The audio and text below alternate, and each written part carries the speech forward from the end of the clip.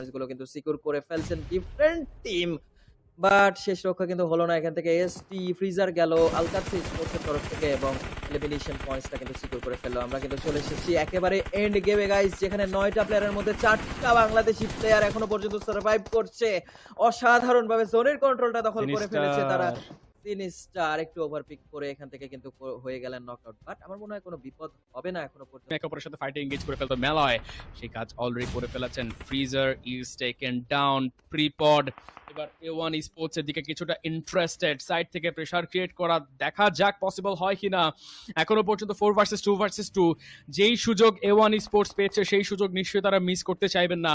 এই ম্যাচ শুধুমাত্র চিকেন ডিনারের ফাইট নয়, এই ম্যাচ একই সাথে গ্র্যান্ড ফাইনালে বাংলাদেশকে নিয়ে যাওয়ার একটা ফাইট। সেই যাত্রায় অবশ্যই সুযোগটা মিস আউট তারা করতে চাইবেন না। মেলা হতে পারে অনেক বড় একটা ডেঞ্জার, এলিমিনেট করে দেওয়া হয়েছে। It's 4 versus 2, Virtus pro versus A1 sports.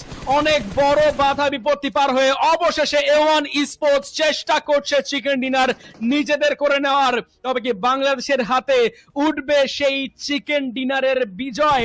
দেখা যাক তারা সেটা নিতে পারেন কিনা। Rowdy out in the open, মেলয় এখনো পর্যন্ত ছাদে আছেন এবং this is the time for first Bangladeshi winner chicken dinner. First Bangladeshi chicken পেয়ে গেছে এই মুহূর্তে A1 Sports. Virtus pro they are very happy, তাদের কোনো আফসোস নেই। কিন্তু এই মুহূর্তে বাংলাদেশি সকল পাবজি মোবাইল ফ্যান হ্যাপি থাকবেন, বাংলাদেশি সকল পাবজি মোবাইল ফ্যান সেলিব্রেট করবেন। আফটার আ লং টাইম 18 নম্বর ম্যাচে এসে চিকেনটার মুখ আমরা দেখতে পারলাম। অ্যাবসলিউটলি সবাই কিন্তু হ্যাপি হবে, পুরো বাংলাদেশ হ্যাপি হবে, আমরা হ্যাপি হয়ে গেলাম অবশ্যই এখান থেকে। এবং ফাইনালি দেখতে পাচ্ছি একটা প্রশান্তির ছাপ আমাদের বাংলাদেশি টিম A1 স্পোর্টস এর প্লেয়ারদের চোখে মুখে। এবং অসাধারণ একটা চিকেন ডিনার ছিল, খুবই ক্লিনিক্যাল একটা ফিনিশ।